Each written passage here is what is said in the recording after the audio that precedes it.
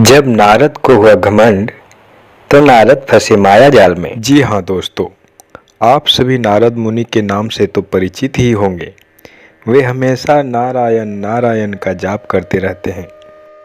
आज हम उन्हीं की एक रोमांचित कथा आपको सुनाने जा रहे हैं, इसलिए आपसे अनुरोध है कि वीडियो के अंत तक बने रहें और कथा का आनंद लें।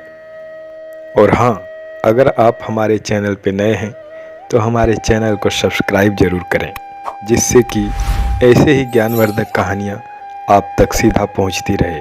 और बेल आइकन को भी प्रेस कर दें ताकि हमारी नई वीडियो आप तक बिना रुकावट के पहुँच जाए। एक बार नारद जी को यह अभिमान हो गया कि उससे बढ़कर इस पृथ्वी पर कोई दूसरा विष्णु का भक्त नहीं है। उनका व्यवहार भी इसी भावना से प्रेरित होकर कुछ बदलने लगा। वे भगवान के गुणों का गान करने के साथ साथ अपने सेवा कार्यों का भी वर्णन करने लगे। भगवान से कोई बात छिपी थोड़ी ही रहती है, उन्हें तुरंत इस बात का पता चल गया। वे अपने भक्त का पतन भला कैसे देख सकते थे, इसलिए उन्होंने नारद को इस दुष्प्रवृत्ति से बचाने का निर्णय किया। एक दिन नारद जी और भगवान विष्णु साथ साथ वन में जा रहे थे। अचानक विष्णु जी एक वृक्ष के नीचे थक कर बैठ गए और बोले, भाई नारद जी, हम तो थक गए हैं, प्यास भी लगी है, कहीं से पानी मिल जाए तो ले आओ। हमसे तो प्यास के मारे चला नहीं जा रहा, हमारा गला सूख रहा है। यह सुनकर नारद जी तुरंत सावधान हो गए। उनके होते हुए भगवान भला प्यासे रहें? वे बोले, भगवान अभी लाया, आप थोड़ी देर प्रतीक्षा करें। नारद जी एक और दौड़ लिए। उनके जाते ही भगवान मुस्कुराए और अपनी माया को नारद जी को सत्य के मार्ग पर लाने का आदेश दिया। माया शुरू हो गई। नारद जी थोड़े ही दूर गए होंगे कि उन्हें एक गांव दिखाई पड़ा, जिसके बाहर कुएं पर कुछ युवा स्त्रियां पानी भर रही थी।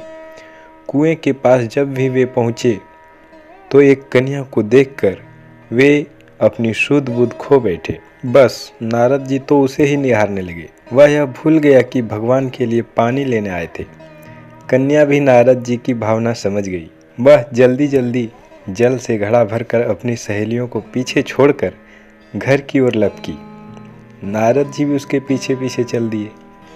कन्या को घर के अंदर चली गई, लेकिन नारद जी ने द्वार पर खड़े होकर नारायण नारायण का उच्चारण किया।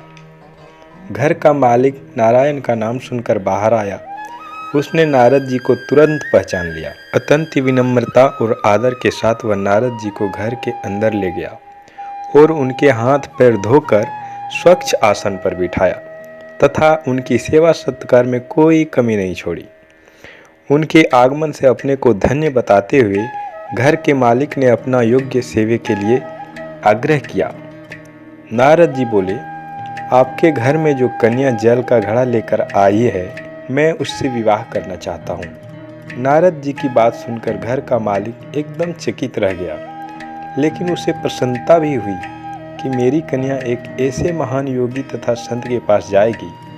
उसने स्वीकृति प्रदान कर दी और नारद जी को अपने ही घर में रख लिया।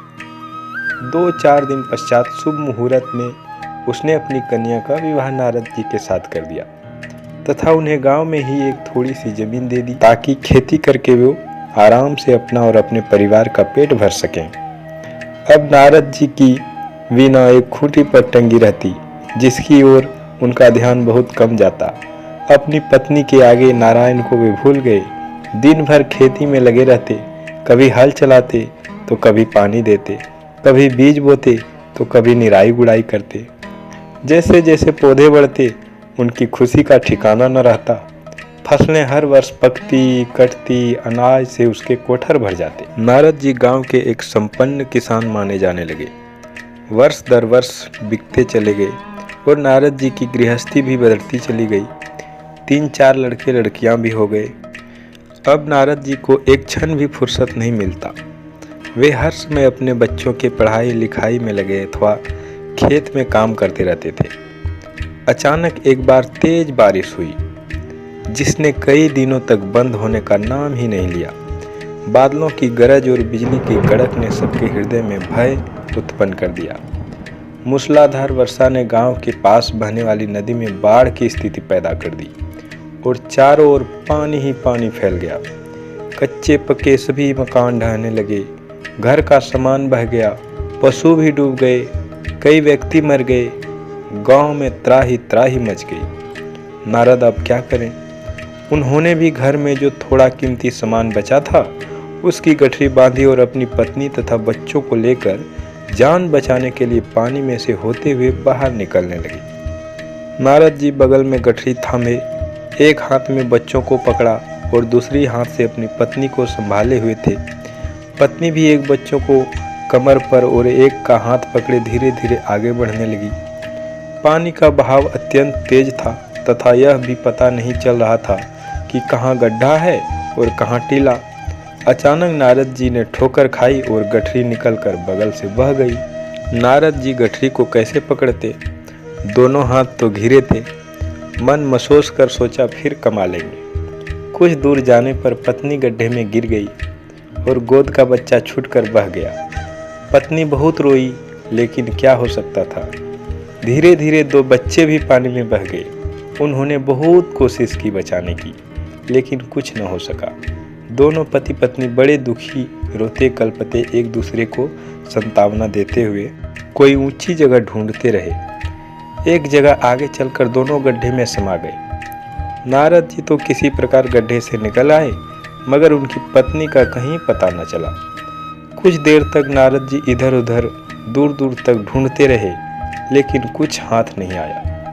रोते रोते उनका बुरा हाल था। हृदय पत्नी और बच्चों को याद करके फटा जा रहा था। उनकी तो सारी गृहस्थी उजड़ गई थी। बेचारे करे तो क्या करें? किसे कोसें, अपने भाग्य को या भगवान को? भगवान का ध्यान आते ही नारद जी के मस्तिष्क में प्रकाश फैल गया और पुरानी सारी बातें याद आ गई। वे किस लिए आए थे और कहाँ आ गए? ओहो, भगवान विष्णु तो उसकी प्रतीक्षा कर रहे होंगे। वे तो उनके लिए जल लेने आए थे और यहाँ गृहस्थी बसाया बैठ गए। वर्षों बीत गए, गृहस्थी को बसाया और फिर सब नष्ट हो गया। क्या भगवान अभी भी मेरी प्रतीक्षा में उसी वृक्ष के नीचे बैठे होंगे? यह सोचते ही बाढ़ का पानी खत्म हो गया। गांव अंतर्ध्यान हो गया। वे तो घने वन में खड़े थे। नारद जी पछताते और शर्माते हुए दौड़े। देखा कुछ ही दूर पर उसी वृक्ष के नीचे भगवान लेटे हैं। नारद जी को देखते ही उठ बैठे और बोले, अरे भाई नारद, कहाँ चले गए थे? बड़ी देर लगा दी आने में, पानी लाए या नहीं? नारद जी भगवान का चरण पकड़कर बैठ गए और लगे अश्रु बहाने। उनके मुंह से एक बोल भी नहीं निकला। भगवान मुस्कुराए और बोले, तुम अभी तो गए थे, कुछ अधिक देर थोड़ी हुए हैं। लेकिन नारद जी को लगा कि वर्षों बीत गए। अब उनकी समझ में आया यह सब भगवान की माया थी, जो उनके अभिमान को चूर चूर करने के लिए पैदा हुई थी। वे सोचने लगे, उन्हें बड़ा घमंड था कि उनसे बढ़कर त्रिलोक में कोई विष्णु जी का भक्त नहीं है। लेकिन एक स्त्री को देखकर वो भगवान को भूल गए। उसको पछतावा होने लगा और उसका घमंड जरा सी देर में चकनाचूर हो गया। वे पुनः सरलता और विनय के साथ भगवान के गुणों का गान करने लगे। तो इस कथा का सार यही है कि हम लोग भी माया के वशीभूत होकर भगवान को ना भूलें और जब भी मौका मिले दोस्तों, कम से कम भगवान का नाम अवश्य लें। और अगर हमारी यह वीडियो आपको अच्छी लगी हो तो लाइक ज़रूर करें, हमारे चैनल को सब्सक्राइब करें और बेल आइकन को प्रेस करें ताकि हमारी सभी वीडियो आप तक पहुंचती रहे। जय श्री राम, जय श्री राम।